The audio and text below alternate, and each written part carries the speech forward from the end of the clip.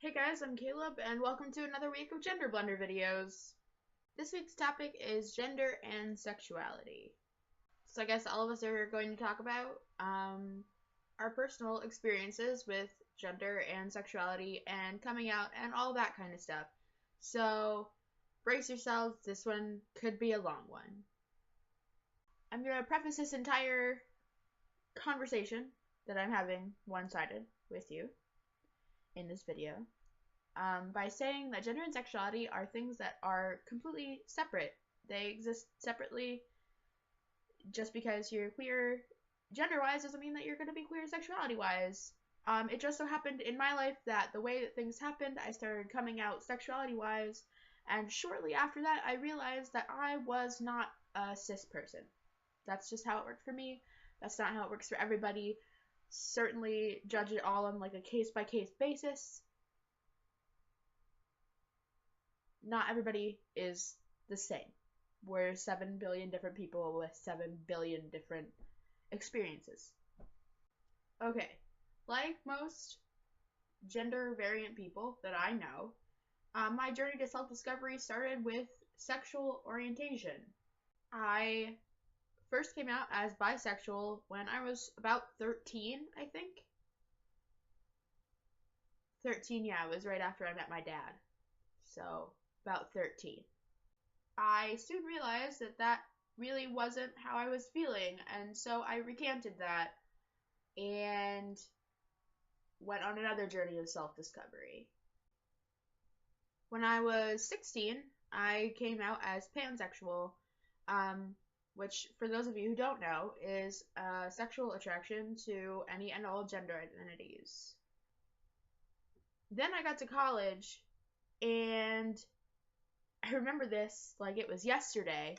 I texted my mom about 2 weeks into my first semester at school, and I said either there are no hot boys on this campus or I'm a lesbian. She thought it was hilarious. In October of my first year at college, I started to question my gender identity.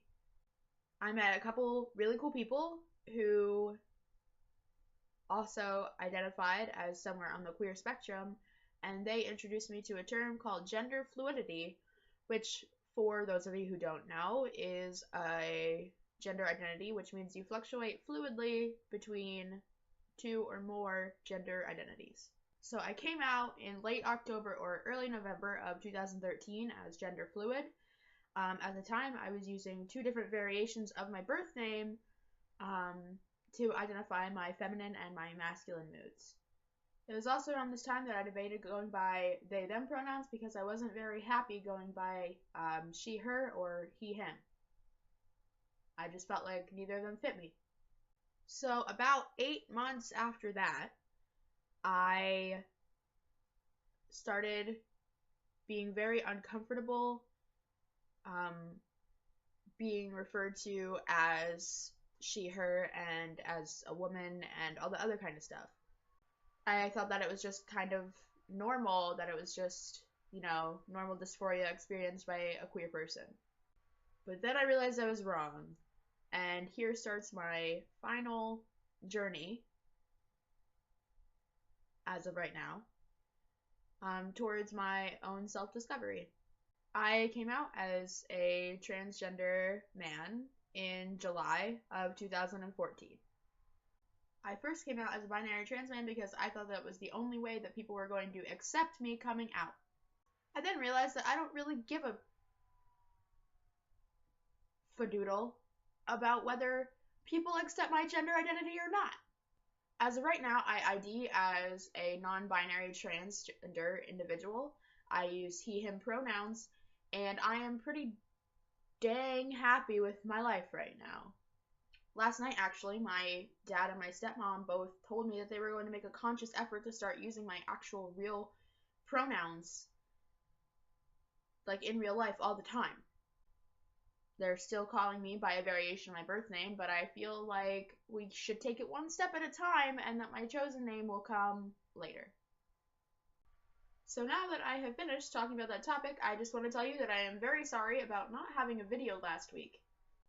My computer was doing some stupid things and the audio was acting up, so I couldn't film a video and edit it for you guys in time for Monday. That will not happen again. Also, since we're talking about gender, I feel like I should make a little mention of recent events that are going on in our community. I know that the death of Leela Alcorn is hitting home for a lot of my friends and myself. I just want to let you guys know that if you are ever feeling awful or even slightly bad, or if you need someone to rant to, you can always come and talk to me.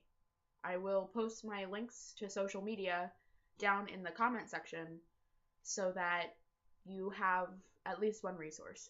I just want to tell you guys that it may seem bad for a while, but things have to get bad before they get better, and I want all of you to stay safe and happy and